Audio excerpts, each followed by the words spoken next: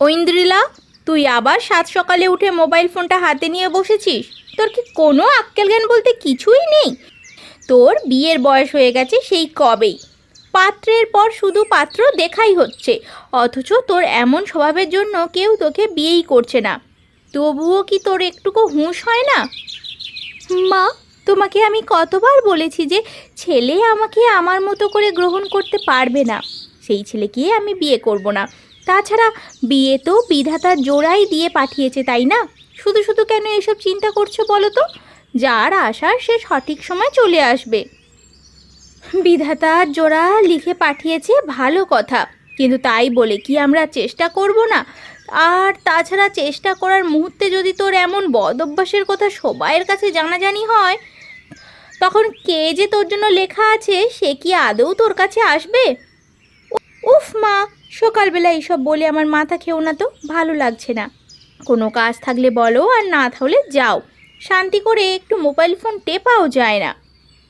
তোমাকে মোবাইল টিপতে হবে না, এসে দুটো কাজে সাহায্য করো, তাতেই হবে। সেটা পারবে নাকি সেটাও করতে পারবে না? কোনো মহারাজের ঘরে জন্মাওনি যে তোমাকে বসিয়ে বসিয়ে খাওয়াবো। এটা ছাড়া তো তোমাদের কোনো উপায় নেই। দিয়েছো তো একটা মেয়ে মানুষের জন্ম, এখন দায় দায়িত্ব খাতিরে হলেও তোমাদের এই কাজ করতেই হবে, যতদিন না আমার বিয়ে হচ্ছে। মেয়ের কথা দেখো, মায়ের মুখে মুখে কেমন যুক্তি দেখাচ্ছে। অত যুক্তিবাদী হতে হবে না। এসো, তাড়াতাড়ি এসো, আমি রান্নাঘরে যাচ্ছি। তোমার বাবা অফিসে যাবেন, তাকে অন্তত নাশাটুকু এগিয়ে দাও। রোজ রোজ এই অশান্তি আর ভালো লাগে না।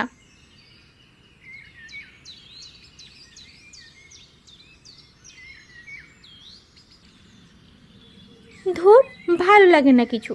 সব সময় যখন আমি মোবাইল ফোন নিয়েই টিকটক দেখতে বসি, তখনই মায়ে এসে ঝগড়া দিতে হয়। সব বুঝি আমি, আমাকে মোবাইল ব্যবহার করতে না দিতে চাওয়ার ধান্দা এগুলো। বিয়ে করে একবার এই বাড়ি থেকে বেরিয়ে যাই, তারপরে দেখব আর কি আমাকে টিকটক দেখতে আটকায়। ঐন্দ্রিলাকে নিয়ে তার বাবা মায়ের এমন ঝগড়াঝাটি প্রায় প্রতিদিনের বিষয় হয়ে দাঁড়িয়েছে। ঐন্দ্রিলার মোবাইলের প্রতি আসক্তি এবং টিকটক করার নেশা তাকে সবার সামনে হাসির পাত্রী বানিয়েছে। এ কথা সে আমলেই নেয় না। তার এমন স্বভাবের কারণে পাত্রপক্ষ থেকে প্রতিবার বিয়ে ভেঙে দেওয়া হয়েছে। এদিকে দিন দিন ঐন্দ্রিলার বয়সও বেড়ে যাচ্ছে, এই নিয়ে বাবা মায়ের চিন্তার শেষ নেই।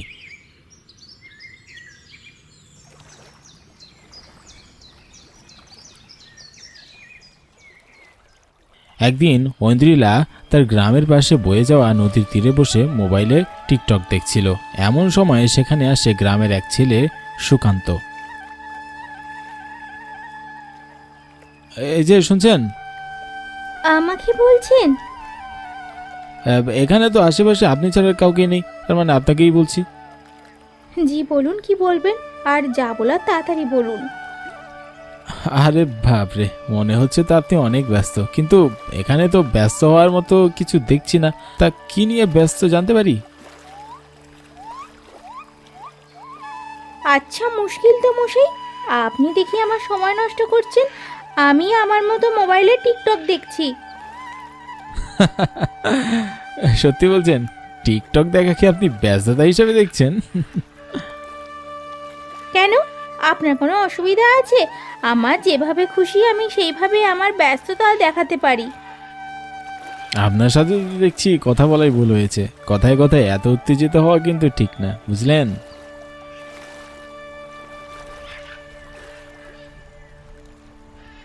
কোথা থেকে যে এরা আসে, শুধু শুধু আমার টিকটক দেখায় ব্যাঘাত ঘটালো।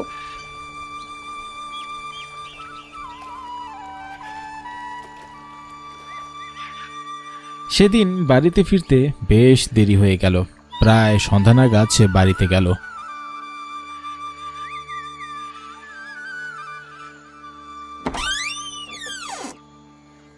এই হতচ্ছাড়ি, কোথায় ছিলিস তুই? এই তোর বাড়ি আসার সময় হলো। আহা, এভাবে বকছো কেন? ভুল হয়ে গেছে। টিকটক দেখায় এত ব্যস্ত হয়ে গিয়েছিলাম যে কখন সূর্য ডুবে গেছে খেয়ালই করিনি। আয় ভেতরে আয়, আজ তোকে দেখাচ্ছি মজা। সব সময় শুধু টিকটক টিকটক আর টিকটক। মোবাইল একদম আঁচড়ে দিয়ে ভেঙে ফেললে তবেই তোর শিক্ষা হবে। আরে মাসিমা, কি হয়েছে? আপনি ভাবে চিৎকার চেঁচামেচি করছেন কেন? চিৎকার করছে কি আর সাধে বাবা, এই যে আমার মেয়ে ঐন্দ্রিলা সারাদিন বাড়ির বাইরে, তাও আবার আসার কারণ দেখাচ্ছে কি না, সে টিকটক দেখায় ব্যস্ত হয়ে গিয়েছিল বলে বাড়ি আসার সময় তার খেয়াল ছিল না। এমন খামখেয়ালি মেয়েকে দিয়ে জীবনে যে কি হবে বাবা, বলো তো আমায়। ও আচ্ছা, উনি আপনার মেয়ে তাহলে? ও মা, তোমরা কি দুজন দুজনকে চেনো নাকি? না, রাস্তায় আসার সময় তো চিনতাম না, তবে এখন চিনলাম এই আর কি। তাই মাসিমা, ওনাকে আর বকার দরকার নেই, আপাতত বাড়ির ভিতরে আনুন, আস্তে ধীরে বোঝালে উনি ঠিক বুঝতে পারবেন। সুকান্তের কথা মতো কল্যাণী আর কিছু না বলে ঐন্দ্রিলাকে বাড়ির ভিতরে ঢুকতে দিলেন।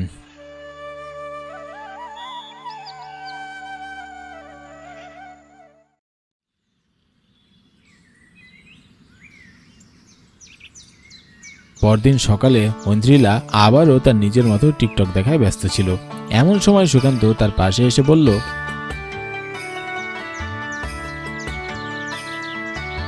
কি টিকটক দেখছেন? আচ্ছা, তুমি যে আমাদের বাড়ি আসবে সেই কথা তখন আমাকে বললে কি হতো? ভারে, বলার সময় দিয়েছিলে। আমি তোমার মায়ের এক বন্ধুর ছেলে, এখানে এসেছিলাম গ্রামটা ঘুরে দেখতে। শুনলাম মাঝিমা এখানেই থাকেন, তাই এখানেই চলে গেলাম। তুমি আমাকে গ্রামটা ঘুরিয়ে দেখাবে? নিশ্চয়ই, কেন নয়। তাহলে চলো এখনই যাই। ঠিক আছে, আমি তাহলে মাকে বলে আসি। ঐন্দ্রিলা তার মাকে বলে সুকান্তকে নিয়ে গ্রাম ঘুরিয়ে দেখার জন্য বেরিয়ে পড়ল।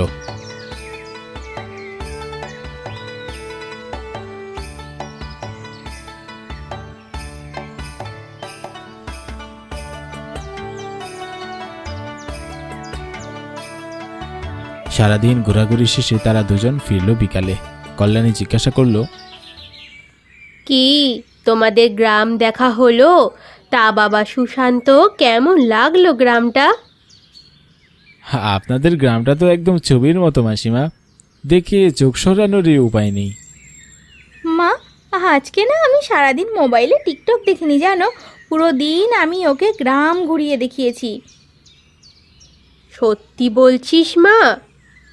হ্যাঁ মাসিমা, ও সত্যি বলছে। আমি জানতাম জানতাম তুমিই পারবে বাবা। তা বাবা, আমার মেয়েটাকে তোমার কেমন লাগলো বলো তো? ওকে আমার প্রথম দিনই মনে ধরেছিল, শুধু এই টিকটকের বদ অভ্যাসটাই, এটাই আর কি। মানে কি নিয়ে কথা বলছো তোমরা? ওই দেখ ঐন্দ্রিলা, তুই তো এই বদভ্যাসটা ছাড়তেই পারছিলিস না, আর এজন্য তোকে কেউ বিয়েও করছিল না। এই জন্য আমি আমার বান্ধবী মানে তোর লতা মাসির সাথে কথা বলছিলাম, তারও যে বিবাহযোগ্য একটা ছেলে আছে তা তো আমি জানতামই না। সেই বুদ্ধি করে সুশান্তকে পাঠালো। ছেলের তো তোকে দেখে পছন্দই হয়েছে, আবার দেখ তুই তার সাথে থেকে কেমন মোবাইল থেকে দূরেও ছিলি। সুশান্ত বাবা, আসলে তুমি আমার মেয়েকে বিয়ে করবে তো? আপনাদের যদি কোনো আপত্তি না থাকে তাহলে আমি ওকে বিয়ে করতে চাই। কল্যাণী কথা শুনে খুশিতে বাড়ির ভিতর চলে গেল। তখন সুকান্ত ফিসফিসে ঐন্দ্রিলাকে বলল, মাসিমার তো কোনো আপত্তি নেই, তোমার আপত্তি আছে নাকি আমাকে বিয়ে করতে? আমি কিন্তু টিকটক দেখা ছাড়বো না বলে দিচ্ছি। ঠিক আছে, একটু আধটু দেখবি আর কি, মাঝে মাঝে আমিও দেখব। আমিও টিকটকে ভিডিও বানাই, ওসব কোনো বড় ব্যাপার না। টিকটকওয়ালা একটা বউ থাকলে তেমন কোনো অসুবিধা হবে না, শুধু সংসারের কাজে একটু ঠিকঠাক মন দিলেই হবে। তাহলে আমার কোনো আপত্তি নেই।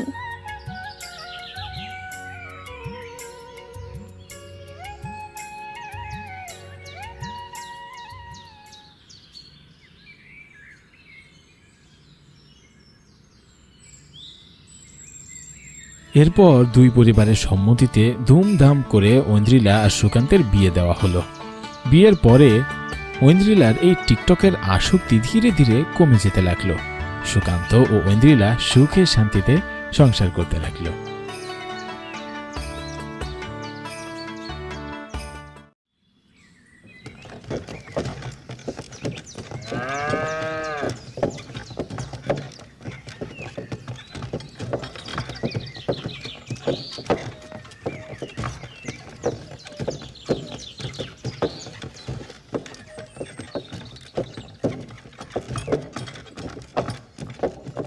মধুগড় গ্রামের ছেলে বিক্রম। তার বাবা মা খুব শখ করে তাকে 10 গ্রাম দূরে থাকা পরীর মতো এক মেয়ে নির্মলার সাথে বিয়ে দিয়েছেন। নির্মলার বাবা বেশ বড় ব্যবসায়ী। তিনি ছোটবেলা থেকেই নির্মলাকে বেশ যত্ন করে বড় করেছেন। নির্মলার সাথে সব সময় একজন দাসী থাকে, তার নাম অনুপমা। নির্মলার বিয়ের সময় শর্ত ছিল নির্মলা যেখানেই যাক না কেন অনুপমা তার সাথে যাবে। এই শর্তে যদি বিক্রম রাজি থাকে তাহলেই নির্মলাকে সে বিয়ে করতে পারবে। অনুপমের এতে কোনো আপত্তি ছিল না, তাই সে সব শর্ত মেনে নিয়ে নির্মলাকে বিয়ে করে।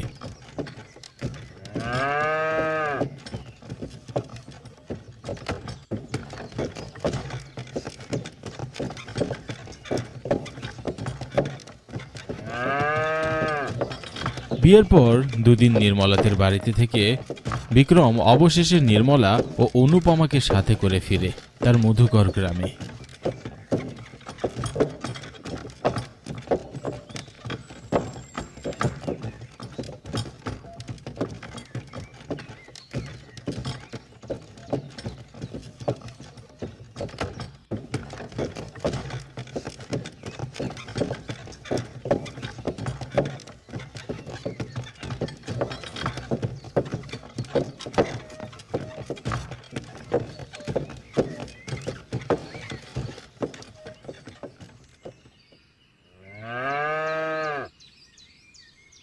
ঠিক আছে দাদা, ধন্যবাদ।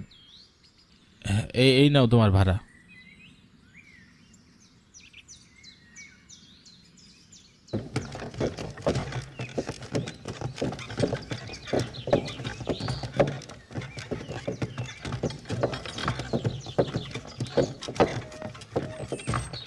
এই দেখো নির্মলা, এই হলো তোমার নতুন সংসার। এই বাড়ি তুমি সুন্দর করে গুছিয়ে রাখবে কিন্তু। আপনি চিন্তা করবেন না জামাই বাবু, দিদির সব কাজ আমি করে দেব। সে না হয় আপনি ছোটখাটো কাজের জন্য সাহায্য করবেন দিদিকে, কিন্তু এখন তো বিয়ে করে নতুন সংসারে পা রাখলো আমার বউটা, এখন না হয় তাকে একটু একটু করে গুছিয়ে নিতে শেখান। সে দেখা যাবে, এখন ভেতরে চলুন তো, সে কখন থেকে নতুন বউকে নিয়ে বাইরে দাঁড়িয়ে আছি। হ্যাঁ হ্যাঁ দিদি, আসুন।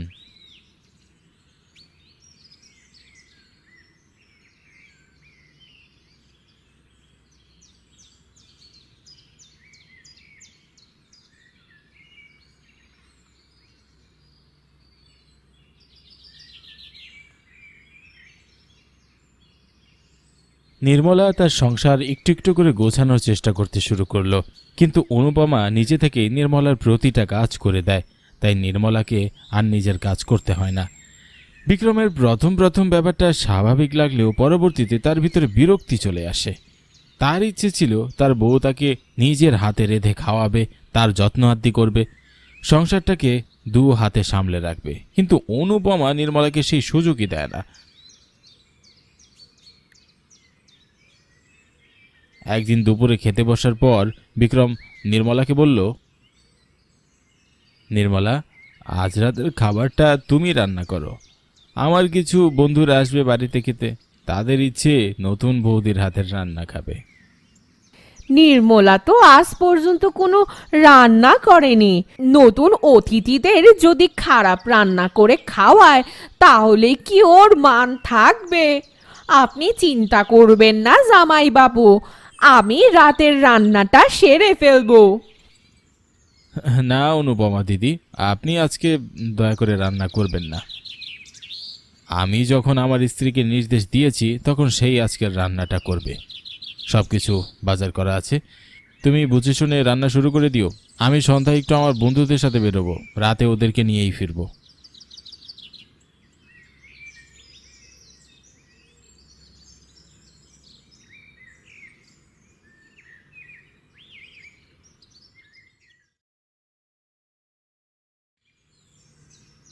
বিকেলবেলা বিক্রম বাড়ি থেকে চলে গেল। নির্মলা বেশ বিপাকে পড়ে গেল। সে অনুপমাকে বলল, কি করব আমি অনু, আমার যে খুব ভয় করছে। ভয় পাচ্ছ কেন দিদি, আমি আসি তো। আমি অন্যান্য দিনের মতো আজকেও সব রান্না করে ফেলবো। না না, এ কয়দিনে ওনার একটা বিষয় খুব ভালো করে লক্ষ্য করেছি। উনি হাতের রান্না বুঝতে পারে। উনার যত ক্ষমতায় থাকুক না কেন, এবার এমন এক ব্যবস্থা করব উনি বুঝতেই পারবে না। আর আমার ক্ষমতার ব্যাপারে তোমার নিশ্চয়ই কোনো সন্দেহ নেই। না, তা তো একেবারেই নেই। এজন্যই তো আমি তোমাকে আমার সাথে এনেছি। তুমি যেখানে থাকবে সেখানে আমার ভয়ের কিচ্ছুটি নেই। তাহলে আর চিন্তা করো না, এসো আমার সাথে এসো।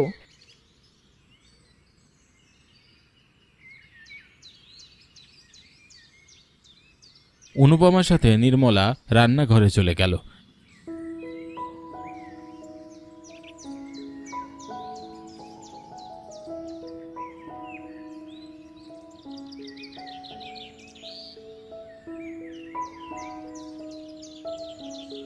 সেখানে সাজিয়ে রাখা রান্নার সামগ্রীগুলো অনুপমা একটা একটা করে উঠিয়ে নির্মলার সামনে এনে বলল,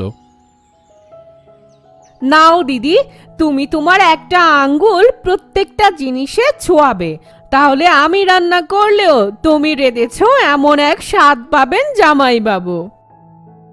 সত্যি বলছো অনু? হ্যাঁ দিদি, তুমি আমায় বিশ্বাস করো না? না, তা তো অবশ্যই করি।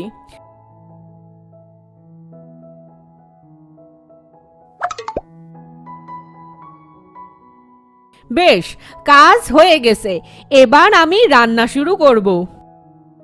এতগুলো রান্না তুই এত কম সময়ের মধ্যে করবি কি করে অনু? রাত হতে তো বেশি দেরি নেই। সে অবশ্য তুমি ঠিক বলেছো দিদি। তাহলে এক কাজ করা যায়, আমি শুধু আমার জাদুর শক্তি দিয়ে এক একটা রান্না প্রস্তুত করে ফেলবো। অত কাটাকুটি বাছাবুছি ঝামেলায় যেতে পারবো না। সে তুই যেভাবে ভালো মনে করিস, শুধু তার কাছে আমার মান রাখিস। তুমি আর চিন্তা করো না তো দিদি, তুমি আরাম করে নিজের ঘরে গিয়ে বিশ্রাম করো। আমি সব তৈরি করে ফেলছি। ঠিক আছে। নির্মলা ভিতরে চলে গেল। অনুপমা তার পরিকল্পনা মতো একটা একটা করে হাতের জাদুতেই খাবার বানিয়ে ফেলল। সবগুলো খাবার নিমেষের মধ্যেই চোখের সামনে প্রস্তুত করে সে স্বস্তির হাসি হেসে বলল, ব্যাস, কাজ হয়ে গেছে। এবার আমি দিদিকে তৈরি করি, তাকে আজকে রাজরানীর মতো সুন্দর দেখাতে হবে। অনুপমা ও নির্মলার সমস্ত পরিকল্পনা দরজার আড়াল থেকে দেখল বিক্রম। তার শুরু থেকেই সন্দেহ ছিল নির্মলাকে রান্না করার নির্দেশ দিলেও এই কাজটা অনুপমাই করবে। তবে অনুপমা যে এমন জাদু জানে তা বিক্রম কখনো কল্পনাও করতে পারেনি।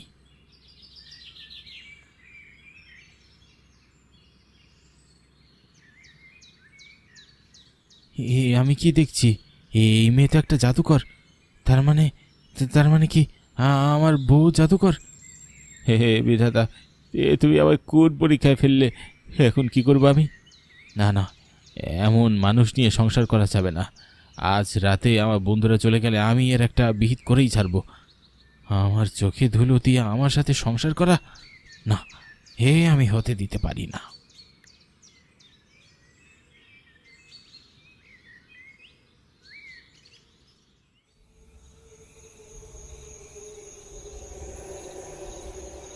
রাতের বেলা বিক্রমের বন্ধুরা চলে যাওয়ার পর বিক্রম নির্মলা ও অনুপমাকে তার ঘরে ডাকল।